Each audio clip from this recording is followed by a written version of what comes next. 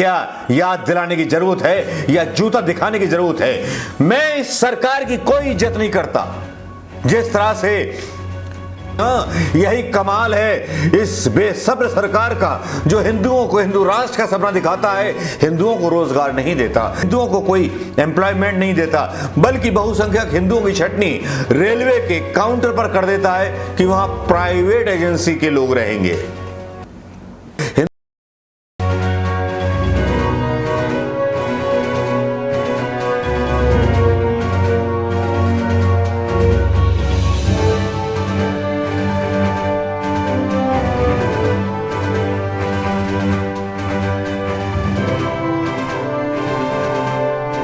अदानी ने 2 साल में किस किस चीज पर लगाया दाव, कहां लगाया दाव?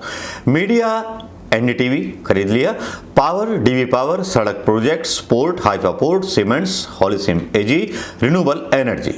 कोई ऐसा क्षेत्र नहीं बचा है कि जिस पर मोदी सरकार इनडायरेक्टली या बड़े साहब अदानी साहब हजूर आला जिल्ले इलाही कब्जा कर लेना नहीं चाहते। इसी कड़ी में आ जाता है एनडीटीवी का नाम और रवीश कुमार का नाम, जिसके तीखे सवाल भारतीय जनता पार्टी को थोड़ा सा डरा देते हैं रात को।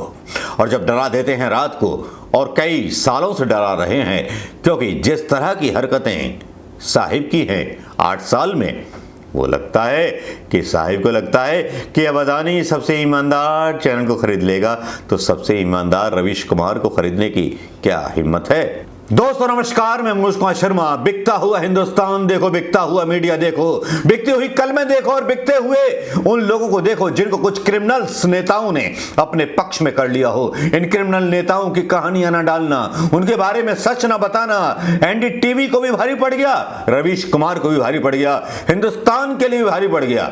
जी हाँ, अदानी अंबानी, अदानी के मुद्रा पोर्ट की नशे की खेप की बात ना की जाए। अदानी ने किस तरह बना दिया गुजरात को नशे का कारोबारी और नशे का लत लगा दी, वो बात ना बोली जाए। लेकिन जब ये खबरें जब निकल कर आती हैं, कोई चैनल ये हौसला दिखाता है और रवीश कुमार जो आंखों का कांटा बना हुआ है, जो रातों को अमित शाह और मोदी को सोने नहीं देता, उसका चैनल ही खरीद लिया जाता है। जी हाँ, यही कमाल है इस बेसब्र सरकार का, जो हिंदुओं को हिंदू राष्ट्र का सपना दिखाता है, हिंदुओं को रोजगार नहीं देता, हिंदुओं को कोई एम्प्लॉयमेंट नहीं देता, बल्कि बहुसंख्यक हिंदुओं की छटनी रेलवे के काउंटर पर कर देता है कि वहां प्राइवेट एजेंसी के लोग रहेंगे। जो टिकट बांटने वाले लोग होते थे, उनकी तनख्वाह 40 से 50 या 60 हजार होती थी, और अब जो प्राइवेट संस्था को ठेके दिए गए, बस 10 हजार रुपये में रख लिए जाएंगे। यानी कि रेलवे की भी नौकरी खत्म की जा रही है। महान है प्रधानमंत्री मोदी जी, इनको नमस्कार करना चाहिए, बारंबार नमस्कार करना चाहिए। रोजाना सुबह दोपहर शाम इनको दूध का लोटा हिंदुओं को चढ़ाना चाहिए कि बहुत शानदार हिंदू राष्ट्र बना रहे हैं। अरे कोई ऐसा कैबिनेट का बिल लेके आ जाते, मुसलमान भी विरोध नहीं करते इस बात का कि केवल हिंदुओं को सरकारी नौकरी दे दो, लेकिन ये तो हिंदुओं को जो है नौकर बनाने पर तुले हुए हैं सेठों के। फिर वही मदर इंडिया याद आ जाएगी मुझे, फिर वही वो पुरानी यादें आ जाएंगी जो अंग्रेजों के जमाने में चलती थी। लेकिन वही कुछ तो हो रहा है। अदानी ने जिस तरह से धोखे से एनडीटीवी को हड़पने की कोशिश की है, वो यही बात बताती है। याद आता है मुझे दर्द उस बीटेक नौजवान का जो बेरोजगार है, मुझे याद आता है उस नौजवान और उस बेटी का दर्द जो बीएड कर चुकी है, मुझे याद आता है वो दर्द उस लड़के का जिस लड़के को इंजीनियरिंग कराई, करीब माँ बाप ने अपनी जमीन गिरवी रख करके।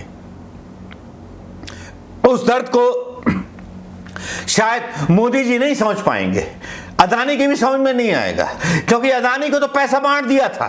इन्होंने गुजरात में जिस तरह की चीजें फैलाई प्रधानमंत्री मोदी जी ने, उस पर भी खुलासे बाकी हैं। सवाल हरेन पांड्या की मौत पर भी बाकी है। जो हरेन पांड्या की मौत मोदी को रात को सोने नहीं देती, अमित शाह को रात का चैन लेने नहीं देती, तो वाकई में लगता है कि बहुत बड़ा गड़बड़ झाला था, जो देश से भूल हो गई। हिंदुओं ने तो बहुत बड़ी भूल कर दी, जिस तरह से कार सेवकों की लाशों को गुजरात की गलियों में निकाला गया।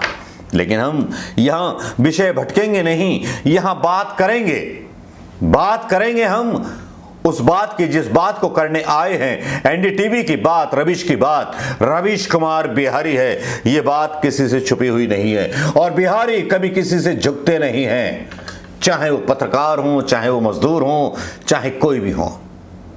एकमात्र बिहारी देश का वो गौरव है, देश का वो पहला राष्ट्रपति है जिसका नाम राजेंद्र प्रसाद था। क्या भूल गए मोदी, या मोदी के पूर्वज, या मोदी का सावरकर भूल गया कि कांग्रेस के वो प्रथम राष्ट्रपति राजेंद्र प्रसाद, जिन्होंने पूरे संविधान की परिभाषा और लेख लिखे थे। क्या याद दिलाने की जरूरत है या जूता दिखाने की जरूरत है? मैं इस सरकार की कोई इज्जत नहीं करता। जिस तरह से बिहार में आज विश्वास मत लेना था, उस पर ईडी आईडी के छापे डाल दिए गए। यार तमाशा बना दिया देश को।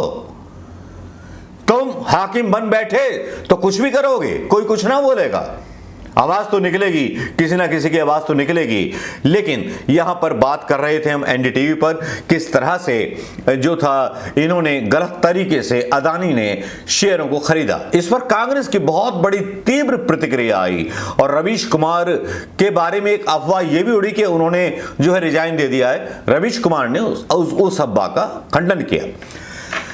अब बड़ी गर्मा गर्म खबरें हैं आज की, छोटी मोटी नहीं है, बड़ी गर्मा गर्म खबरें, सुनते रहिएगा। यहां पर हुआ क्या कि यहां कांग्रेस ने सवाल उठा दिए कि साहब जो था गलत ढंग से जो था कंपनी को हथियाया गया। कांग्रेस की ये न्यूज मैं यहां पढ़कर के सुनाना चाहता हूं आपको दोस्तों, कि जिसमें अदानी द्वारा एनडीटीवी के अधिग्रहण के प्रयास को कांग्रेस ने बताया बेशर्मी भरा कदम। मोदी का खास दोस्त की कंपनी का यह प्रयास, अदानी समूह की यह कंपनी, यह आरोप लगाया है सीधे जयराम रमेश ने। जयराम रमेश ने बोला है जो मुद्दे हैं वो ये हैं, एनडीटीवी मामले पर कांग्रेस महासचिव जयराम रमेश ने कहा यह बेशर्मी से भरा हुआ कदम है। अदानी अंबानी से जुड़ी कंपनी बीपीसीएल ने 2008 और 2009 में एनडीटीवी को 250 करोड़ रुपए का ऋण दिया था। अदानी समूह ने मुकेश अंबानी से जुड़ी बीपीसीएल कंपनी का अधिग्रहण कर लिया है और उसके बाद फिर ड्रामा चालू हो जाता है। किस तरह से हुआ? अदानी ग्रुप ने बॉम्बे स्टॉक एक्सचेंज यानी बीएसई और नेशनल स्टॉक एक्सचेंज में एनएसई को बताया है कि वह एनडीटीवी में 26% और हिस्सेदारी खरीदने के लिए ओपन ऑफर भी लाएगी, जबकि पहले ही बहुत सारे शेयर खरीद चुकी है। अब मैं यहां बता दूं कि एनडीटीवी के मालिकों को पता ही नहीं है कि उनके शेयर बिक चुके हैं, उनके नीचे से जमीन खींच ली गई है। मतलब उनका मालिकाना हक जो है अदानी ने मतलब घोटम घाट कर दिया गवर्नमेंट के साथ मिलकर के। ईडी आईडी का उस पर छापा नहीं पड़ा। हालांकि मैंने कल की रिपोर्ट में आपको बताया था कि बहुत सारा कर्ज अदानी पर है और कभी भी ये डिफॉल्टर हो सकता है। फिंच की ये रिपोर्ट थी, लेकिन फिर भी कांग्रेस ने एनडीटीवी के ऊपर बार करते हुए पक्ष लिया 29.18% शेयर और उसके बाद बच जाते हैं 24% शेयर, जिसका मालिकाना हक हो जाएगा। यहां पर कई चीजें बोली गई। यहां पर रवीश कुमार के इस्तीफे की जहां जो है जुगाली लगाई गई, उगाली लगाई गई, वहां दूसरी तरफ प्रणव राय के खिलाफ भी बहुत कुछ बोला गया। प्रणव राय जो थे खलनायक बन गए कि इतनी बड़ी कंपनी, इतना बड़ा कर्जा ले लिया था। बहुत चालाकी के साथ अदानी ने जो कर्जा था उसको शेयरों में बदला और वो खरीद लिए। अब आप समझिए इस खेल को कि देश की बोलती हुई आवाज का गला घोटने के लिए भी मोदी जी के दोस्त ऐसा काम कर सकते हैं। वैसे मैं आपको बता दूं कि गुजरात में यह बोला जाता है, मोदी जी ना तो दुश्मनी को भूलते हैं ना दोस्ती को भूलते हैं। दुश्मनी चाहे हरेन पांड्या की हो या संजीव भट्ट की हो, भूलते कभी नहीं है और अपना हिसाब सीधा कर लेते हैं। अब मैं आप सब जनता से एक सवाल करना चाहूंगा। ये टूटी फूटी जो खबरें थी मैंने डाल तो दी हैं, लेकिन क्या इन टूटी फूटी खबरों के अलावा आपके पास कोई सुराग है कि क्या हुआ?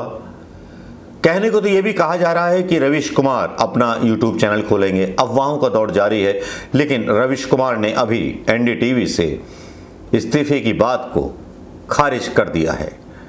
लेकिन इतना तो तय है कि जबरदस्ती एनडीटीवी पर डांका डाला गया है और बुरी तरह से डांका डाला गया है, क्योंकि पूरी स्टोरी जो है आप कभी भी देख सकते हैं, किसी भी गूगल को एक्सप्लोर करके वहाँ सारी स्टोरी मिल जाएगी कि किस तरह से अदानी ने चाल चलनी चाहिए थी और किस तरह से प्रणव राय ने इस चाल को नाकामयाब करने के लिए कल सुप्रीम कोर्ट में एक केस फाइल करने का फैसला किया।